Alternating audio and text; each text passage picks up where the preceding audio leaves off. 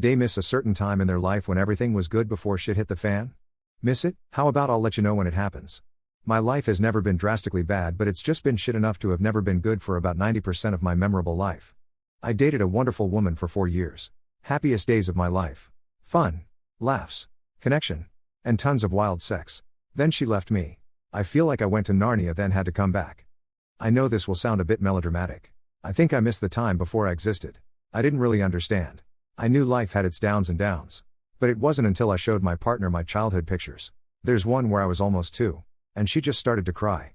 Like snot-nosed sob cry. When she stopped I asked what was up. She said it was because I was just a baby and my eyes were totally dead. And then she pointed it out. Yep. Sorry. That got long. Yes. I do miss a time. DAE find people with imperfections a lot more attractive? It makes someone more memorable. The stereotypical hot look is generic. I would say they are more interesting to look at. Example: Ray Liotta would not win the most handsome man alive contest compared to Brad Pitt, but Ray was fun, for me, to watch. He had sex appeal. Well, fake perfection often ends up just looking like shit. Slap a filter on top that animates your whole fake and you people become shockingly boring looking. Nature is the greatest artist. Mankind is a weak second. Yes. Sometimes people are so conventionally attractive that they're unattractive. Absolutely. The hottest models are usually actually pretty ugly. Big nose or slightly crooked teeth on an otherwise perfect body. I've always been a sucker for teeth imperfections. That and tears make me hard. Like when the wife will be having a sob hanging onto you and you just get a raging fat. My right ear is slightly bigger and located higher on my head than my left ear. It's not sexy. As Drax said, being ugly is a good thing. At least you know that whoever loves you for who you are. Beautiful people don't know who to trust in quad. So yeah, I agree. I had a friend who loved messed up teeth. I think usually attractiveness exudes from someone with a great personality despite their appearance, which makes some people with these flaws attractive, or it's like a personal attraction to a certain thing. But yeah, the plastic surgery is out of hand and everyone looks like a caricature. I wholeheartedly agree. Case in point, last summer a friend and I went to a deli in his city. Our server was a young woman with a strikingly prominent nose. Aquiline in the extreme. But she also had the sweetest smile and lovely eyes. She was instantly captivating. And I doubt that I'll ever forget her. What are some things to keep in mind before moving in with your girlfriend? Living together amplifies everything in the relationship. Both good and bad. So if you have unresolved issues or pet peeves with each other, those issues are going to have to be worked out quickly or the relationship will suffer. Related to that, it's still important to spend time apart and have your own lives outside of each other. That takes more work when you live together, so I would discuss it before it becomes a problem.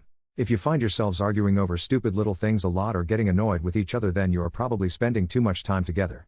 It depends on the person.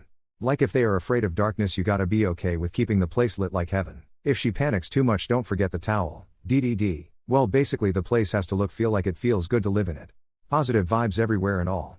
And of course you need whatever is needed to survive in the house. And whatever way she would enjoy in the place. You can see a different aspect of people when you start to live with them, so don't worry. Get to know them and be okay with it. Find a way to deal with their different behavior without blaming and all. Do you know how to be an adult? By that I mean, consider how you clean your living space versus how she does. Can you cook? Do you clean up after you cook? How often do you do laundry? Run a vacuum? Dust? Clean the bathroom? How do you manage your finances? What do you do outside of work, and can your partner be included in that? Would you be willing to give up a good portion of your free time to do things together when you'd normally be doing something alone? Simply put, your life won't be just your life anymore. There's another person to account for. How well you account for that person will determine how well you two get along once moved in together. What are your thoughts on the meme women? It doesn't seem like something worth getting offended or worked up over. I have no problem reminding them that men do a heck of a lot worse to women more often. It was maybe funny the first 3 times I saw it. But it started becoming the comment under Sigma bullshit comment sections and such. As a sexist way to make fun of women hiding behind the "it's just a joke" snowflake when they get called out. Not offensive nor infuriating. But I'd say it's childish and immature. I'm a man, you know what I think childish.